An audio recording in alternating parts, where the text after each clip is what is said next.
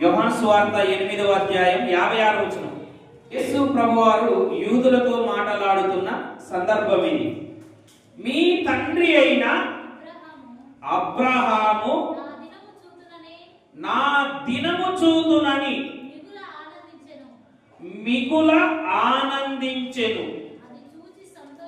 అది చూచి సంతోషించెను అని. అందుకు యూదులు, నీకింకా 50 సంవత్సరములైనా లేవే, నీవు అబ్రహామును చూచితివా అంటే యేసు ప్రభు అన్నాడు, అబ్రహాము కంటే నేను ముందే ఉన్నాను. అబ్రహాము పుట్టక మునిపే నేను ఉన్నాను. ఇక్కడ యేసుక్రీస్తు ప్రభువారు యూదులకు ఏమని చెప్తున్నాడు? అబ్రహాము నన్ను చూశాడు అని చెప్తున్నాడా?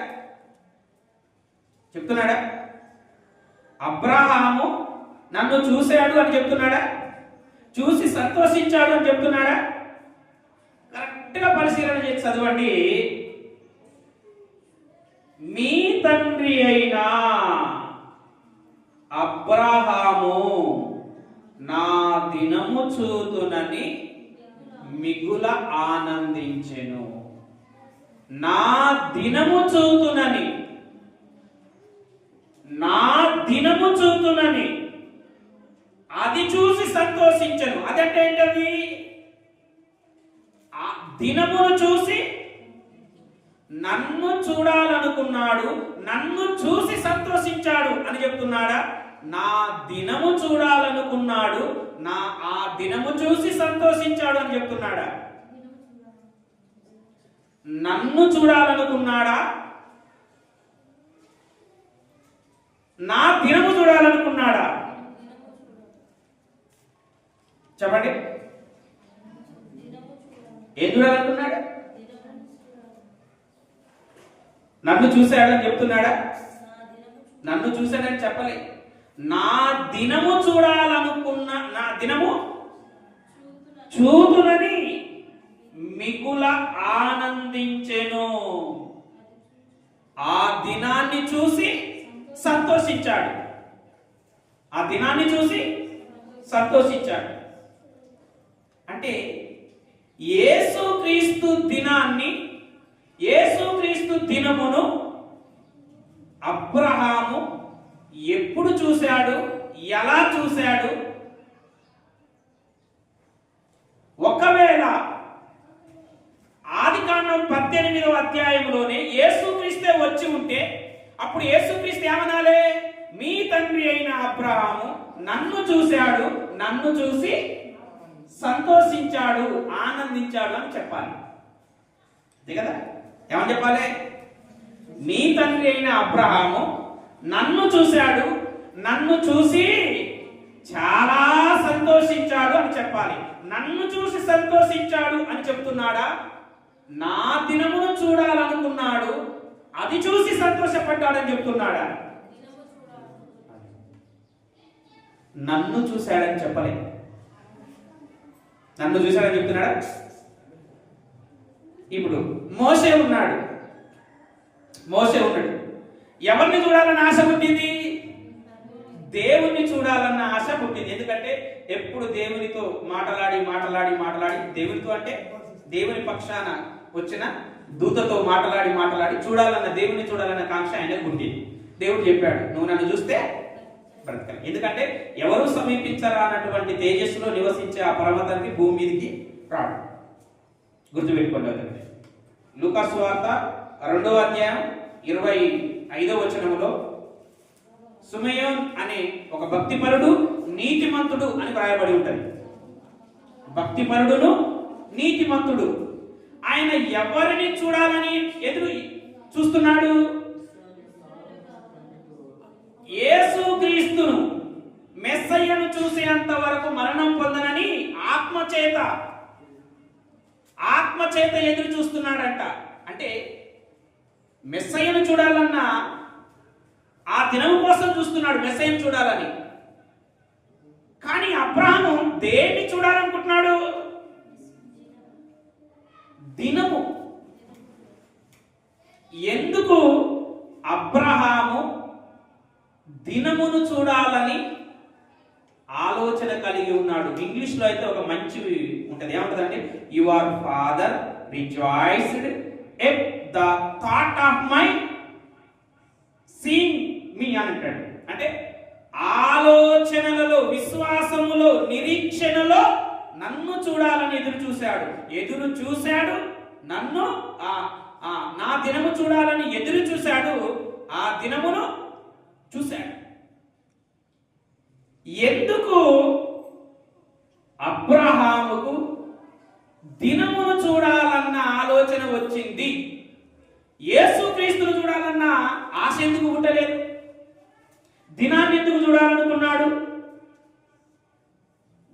ఎందుకు చూడాలనుకున్నాడంటే అప్పటికి ప్రవక్తల కాలము నాటికి యేసుక్రీస్తు ప్రభువారు ఎలాగ ఉన్నారు అంటే మర్మంగా ఉన్నారు. ఎలాగున్నారు? మర్మంగా ఉన్నారు. కొరింథీయులకు రాసిన పత్రికలో 2వ అధ్యాయం 7వ వచనంలో అక్కడ ఏమని ఉంటదంటే, దేవుని జ్ఞానము మర్మమైనట్టుగా బోధించుతున్నాము. ఈ జ్ఞానము అంటే దేవుని జ్ఞానమై ఉన్న ఈ జ్ఞానము క్రీస్తు మరుగైయుండెను. జగత్తు పునాది ఏయబడక ముందే మన కోసం నియమించాడు.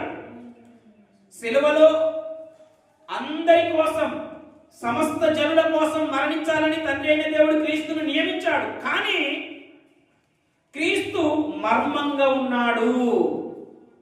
ఎక్కడా? ఆది కాలము మొదలుకొని క్రీస్తు భూమి మీదికి వచ్చిన నాటి వరకు కూడా. ఎఫెసీయులకు రాసిన పత్రిక 3వ అధ్యాయం 3వ వచనం, ఎట్లనగా క్రీస్తు మర్మము దేవదర్శనము వలన నాకు తెలియపరచబడినదను సంగతిని గూర్చి మునుపు క్షేమముగా. ఏ మర్మం అంట? క్రీస్తు మర్మము. 5వ వచనములో అంటాడు, 4వ వచనములో ఆ క్రీస్తు మర్మమును గూర్చి 5వ వచనములో అంటాడు. ఈ మర్మం ఇప్పుడు ఆత్మ మూలముగా దేవుని పరిశుద్ధులకు, అపోస్తులకును, ప్రవక్తలకును బయలుపరచబడి ఉన్నట్టుగా పూర్వకాలమందు మనుషులకు బయలుపరచబడలేదు. గుర్తుపెట్టుకోండి, పూర్వకాలములో బయలుపరచబడలేదు, ఇప్పుడు బయలుపరచబడుతుంది. ప్రవక్తల కాలములో గాని బయలుపరచబడలేదు. ఎప్పుడు బయలుపరచబడుతుంది? పరిశుద్ధాత్ముడు భూమి మీదికి వచ్చిన తర్వాతికి పరిశుద్ధాత్ముని మూలముగా అపోస్తులులకు బయలుపరచబడుతుంది. ఏమని బయలుపరచబడుతుంది? ఆ మర్మం ఏదంటే గుర్తుపెట్టుకోవాలి, ఆ మర్మం ఏదనగా అన్యజనులు సువార్త వలన క్రీస్తు యేసునందు సమాన వారసులు. ఏంటి మర్మం? అన్యజనులు, సమస్త అన్యజనులు. బాగా గుర్తుపెట్టుకోండి, ఏంటంట? సమస్త అన్యజనులు.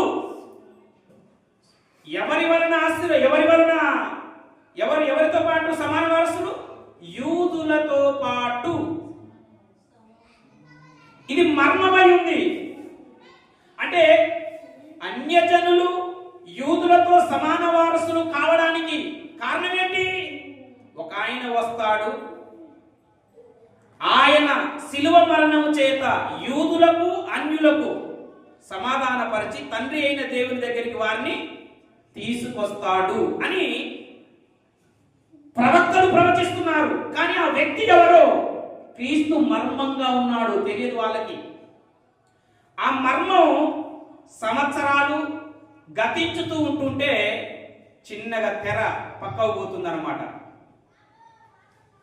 క్రీస్తు భూమి మీదికి వచ్చిన తర్వాతికి, ఒకవేళ యేసుక్రీస్తు ప్రభుని ఎందుకు సిలువ వేశారు?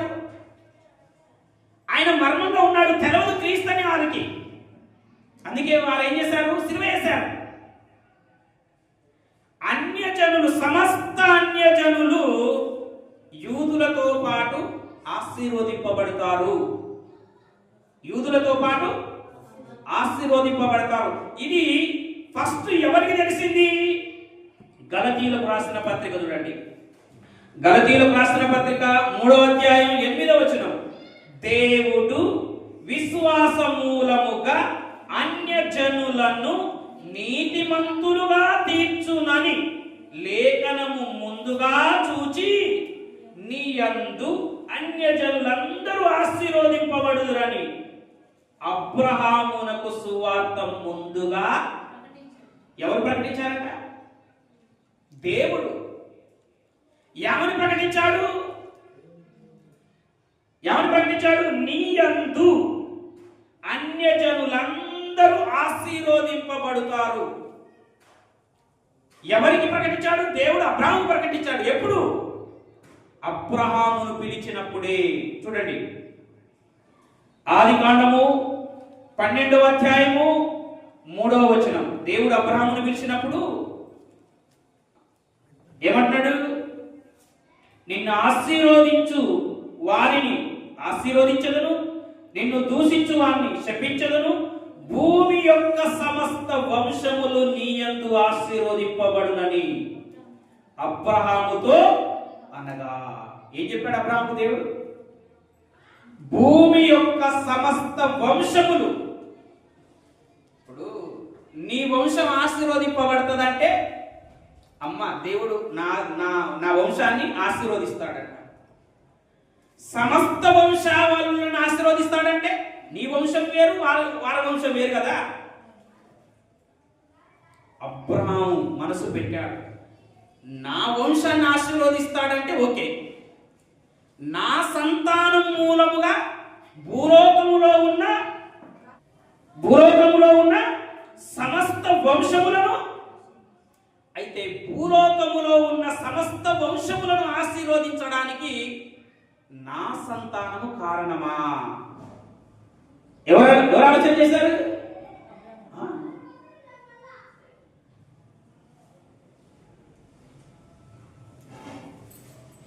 ఆదికాండము 26వ అధ్యాయం 4వ వచనం. 26వ అధ్యాయం 4వ వచనం.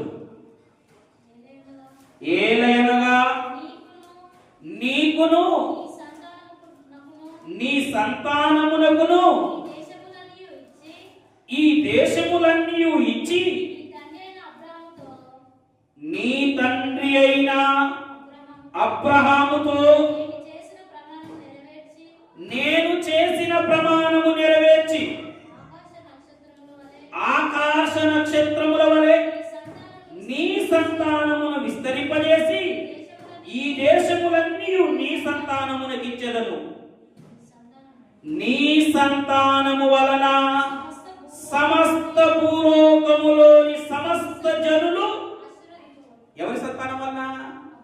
నీ సంతానము వలన. ఎవరు చేస్తున్నాడు ఈ వాగ్దానం? పైన ఎవరున్నారు? ఇస్సాకు.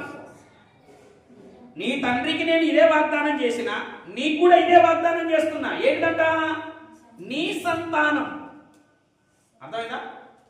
అబ్రాహాముకు ఇదే అన్నాడు, నీ సంతానం. అబ్రాహాము సంతానం ఎవరు?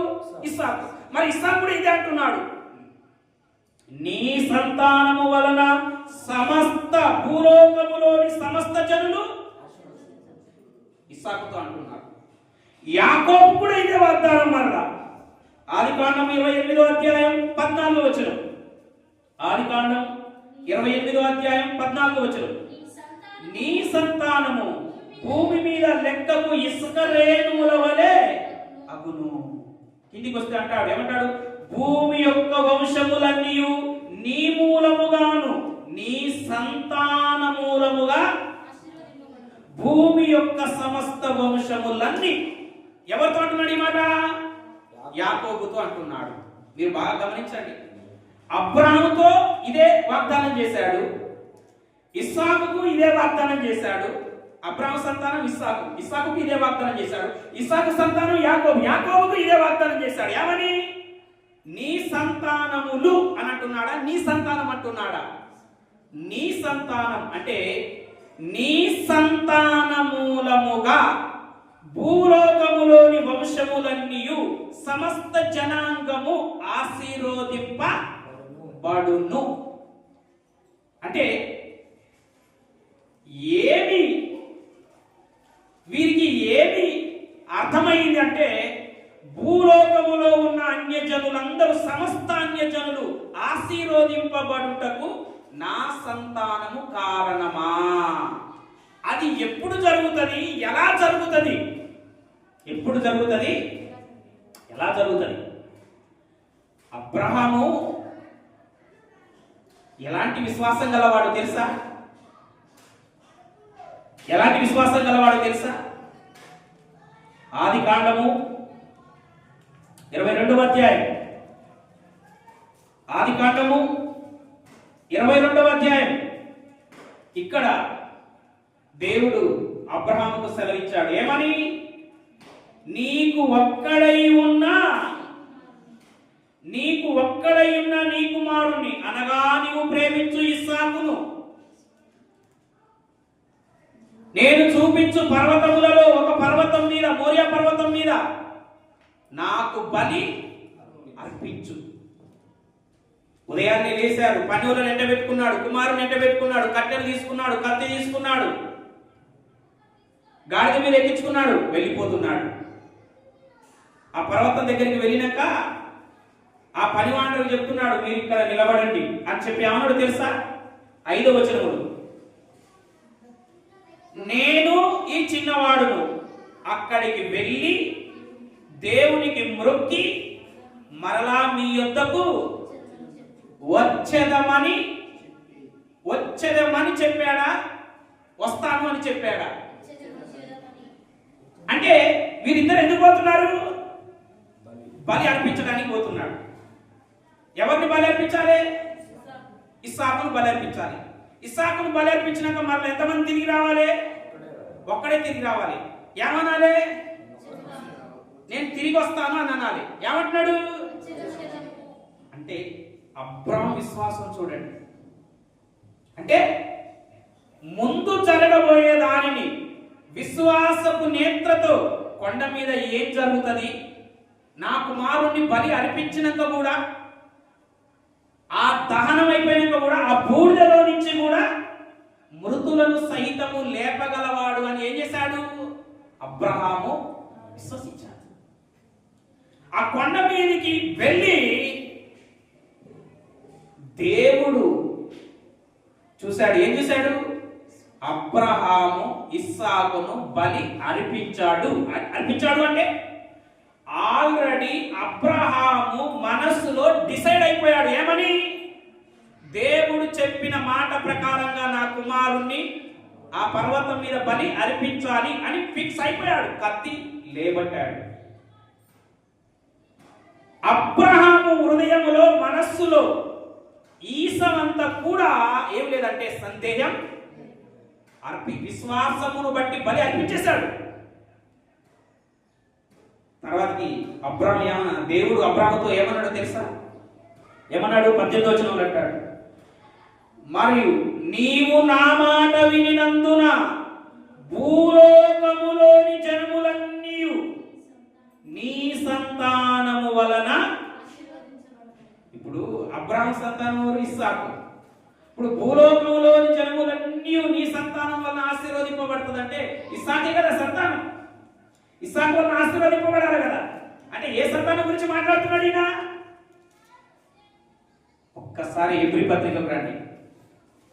హెబ్రీలకు రాసిన పత్రిక 11వ అధ్యాయంలో 9వ వచనం నుంచి చూడండి. 8వ వచనం నుంచి, అబ్రహామును దేవుడు పిలిచాడు, అతడు ఎక్కడికి వెళ్ళవలెనో అతనికి తెలియదు, కానీ దేవుని మాటను బట్టి బయలుదేరాడు. 9వ వచనంలో అంటాడు, ఆ విశ్వాసమును బట్టి అబ్రహాముతో ఆ వాగ్దానమునకు సమాన వారసులైన ఇస్సాకు, యాకోబు అనువారు. బాగా ఆలోచన చేయండి. విశ్వాసమును బట్టి అబ్రహాముతో ఆ వాగ్దానానికి సమాన వారసులు ఎవరు? అంటే అబ్రాహాముకు చేసిన వాగ్దానమే ఇస్సాకుకు చేసిండు, ఇస్సాకుకు చేసిన వాగ్దానమే యాకోబుకు చేసిండు. అంటే ఆ వాగ్దానానికి, వాగ్దానములకు కాదు, వాగ్దానానికి, ఆ వాగ్దానానికి సమాన వారసులంట. ఎవరు? ఇస్సాకు, యాకోబు.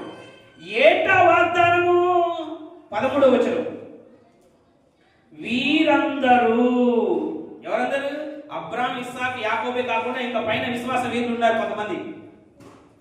వీరందరూ ఆ వాగ్దానముల ఫలము అనుభవింపకపోయినను. ఏ ఫలాన్ని? ఆ వాగ్దానము యొక్క ఫలాన్ని అనుభవింపకపోయినా. వాగ్దానం ఏంటి? ఏటా వాగ్దానం? గలతీయులకు రాసిన పత్రిక 3వ అధ్యాయం 16వ వచనం.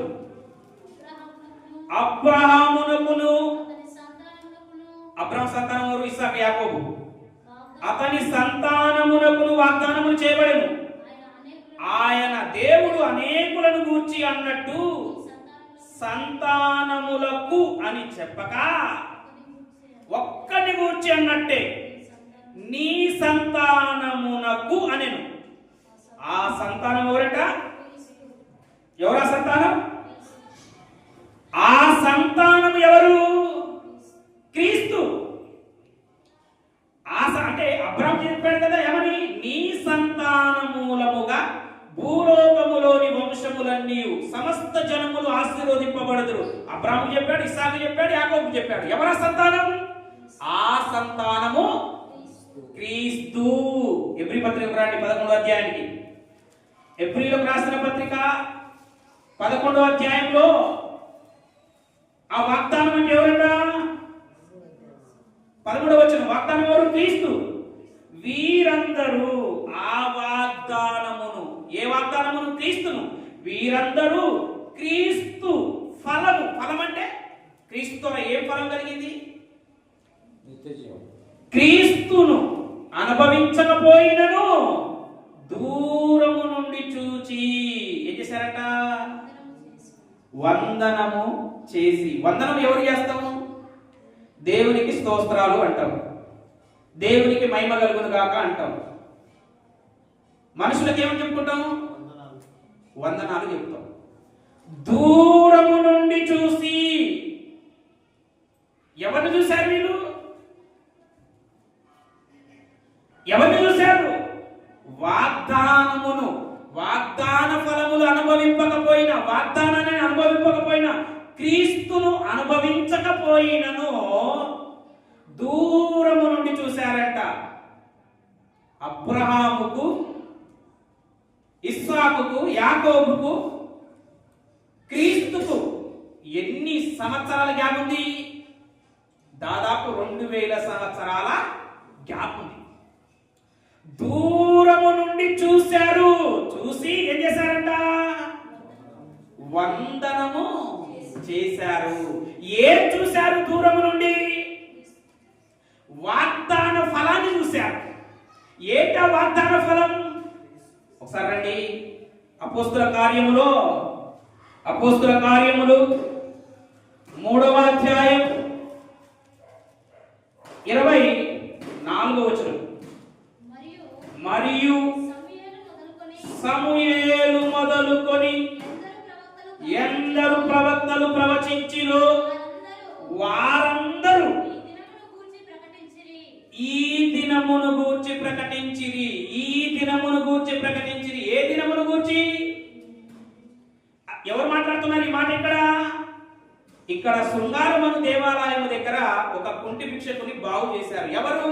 పేతురు, యోహాను. బాగు చేస్తే యూదులు వీరి మీద తిరగబడ్డారు.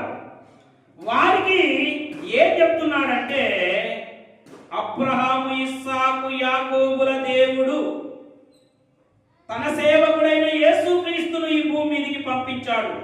15వ వచనం చూడండి. మీరు జీవాధిపతిని చంపితిరి గాని దేవుడు ఆయనను మృతులలో నుండి లేపెను. అందుకు మేము 18వ వచనం. దేవుడు తన క్రీస్తు శ్రమపడునని సమస్త ప్రవక్తల నోట ముందుగా ప్రచురపరిచిన విషయములను ఇలాగూ నెరవేర్చారు. అంటే ఎవరి గురించి చెప్పుకుంటూ వస్తున్నాడు? ఈ ప్యాసేజ్ అంతా చదివితే క్రీస్తు శిలువ మరణము గురించి పేతురు, యోహాను గారు వారికి చెప్పుకుంటా వస్తున్నారు. వస్తే 24వ వచనం దగ్గరికి వచ్చేవరకే ఈ దినమును గూర్చి సమస్త ప్రవక్తలు ప్రకటించారంట. ఏ దినాన్ని అంటే యేసుక్రీస్తు సిలువలో మరణించినటువంటి దినము, సిలువ మరణ దినం గురించి సమస్త ప్రవక్తలు ప్రవచించారంట. ఈ దినాన్ని గురించి అంటే ఈ దినమును 25వ వచనం అంటాడు, ఆ ప్రవక్తలకును. అబ్రాహాం ఎవరో తెలుసా? ఆదికాండం 20వ అధ్యాయం 7వ వచనంలో ఏముంటది? అతడు ప్రవక్త, అతడు నీ కోసం ప్రార్థన చేస్తాడు, నీవు నీ కుటుంబం క్షేమంగా. అబ్రాహాం ఎవరంట? అబ్రాహాం ప్రవక్త. ఆయన కూడా ఏ దినాన్ని చూడాలనుకున్నాడు? ఈ దినమును. ఏ దినము? క్రీస్తు శిలువ మరణ దినాన్ని చూడాలనుకున్నాడు. అంటే క్రీస్తునే చూడొచ్చు కదా, క్రీస్తు మర్మంగా ఉన్నాడు. మరి దినాన్ని ఎందుకు చూడాలనుకున్నాడు? దినములో ఉన్న ఆనందం ఏంటి? ఈ దినములో ఆయనకు కలిగిన ఆనందం ఏంటంటే సమస్త జనులు, సమస్త వంశములు నా సంతాన మూలముగా అబ్రహాము కుమారుడైన దావీదు కుమారుడైన యేసుక్రీస్తు. అబ్రహాము సంతానము ఎవరు? యేసుక్రీస్తు. ఈ దినమును గురించి ప్రకటించారు. 25వ వచనం, ఆ ప్రవక్తలకును దేవుడు అబ్రహాముతో నీ సంతానమందు భూలోక వంశములన్నీ ఆశీర్వదింపబడునని చెప్పి మీ పితరులతో చేసిన నిబంధనకు మీరు వారసులై ఉన్నారు. దేవుడు తన సేవకును పుట్టించి మీలో ప్రతి వాని దుష్టత్వం నుండి మళ్లించుట వలన మిమ్మును ఆశీర్వదించెను. ఏం చేశాడంట? ఆశీర్వదించను. ఎవరిని? యేసుక్రీస్తు నామములో బాప్తిస్మము పొందిన ప్రతి ఒక్కరు, అద్వితీయ సత్యదేవుడవైన నిన్నును నీవు పంపిన యేసుక్రీస్తును ఎరిగి నమ్మి బాప్తిసం పొందినవాడు రక్షింపబడుతున్నాడు. రక్షింపబడిన ప్రతి ఒక్కరు, ఆ విశ్వాస జాబితాలో ఉన్న ప్రతి ఒక్కరు, విశ్వాసులంతా ఎవరి సంతానం? అబ్రహాము సంతానం. విశ్వాసులంతా ఎవరి సంతానం? విశ్వాసులంతా అబ్రహాము సంతానమే. ఎవరి మూలముగా? క్రీస్తు మూలముగా. అబ్రహాము ఏం చూశాడంట? మోరియా కొండ మీద తన కుమారుడైన ఇస్సాకును బలిగా అర్పించినటువంటి అక్కడ దేవుడు ప్రమాణం చేశాడు, నా తోడు. దేవుడు ఎవరి మీద ప్రమాణం చేస్తున్నాడు? దేవదూతల మీద చేసిండా? ఇంకోటి తక్కువల మీద చేసిండా? ఎందుకంటే దేవుని కంటే గొప్పవాడు ఇంకా ఎవరు లేరు. కాబట్టి దేవుడు ప్రమాణం చేయాలంటే మనం ఎవరి మీద చేస్తాం? గొప్ప వాళ్ళ మీద చేస్తాం, ఇష్టమైన వాళ్ళ మీద చేస్తాం. అందుకే దేవుని కంటే గొప్ప వాళ్ళు ఎవరు లేరు. అందుకే దేవుడు ప్రమాణం చేసుకున్నాడు, నా తోడు అబ్రాహాము భూలోకములోని సమస్త వంశములన్నీ నీ సంతాన మూలముగా. ఎవరా సంతానం అంటే? క్రీస్తు. అంటే క్రీస్తు శిలువ మరణములో ఏంది? లోకానికి ఏం కలిగింది? రక్షణ, పాప విమోచన. అంటే ఇంతమంది ఆశీర్వదింపబడుతున్నారా? ఈ దినాన్ని ఎవరు చూశారు? అబ్రహాము. యోహాను సువార్త 8వ అధ్యాయం 56వ వచనంలో మీ తండ్రి అయిన అబ్రహాము నా దినము చూతునని మిగుల ఆనందించెను.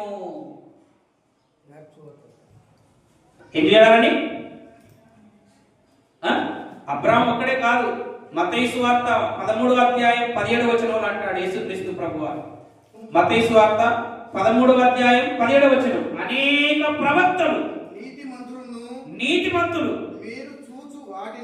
మీరు చూచు వాటిని వాటిని వినే వాటిని చూడాలని ఆశపడ్డారు, కానీ వారు చూడలేక పోయారు.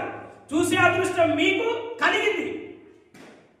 అంటే పూర్వమందు ప్రవక్తలందరూ కూడా ఎవరిని చూడాలనుకున్నారు? ఈ దినాన్ని చూడాలనుకున్నారు, ఈ దినములో జరిగే కార్యాన్ని చూడాలనుకున్నారు, యేసు క్రీస్తుని చూడాలనుకున్నారు.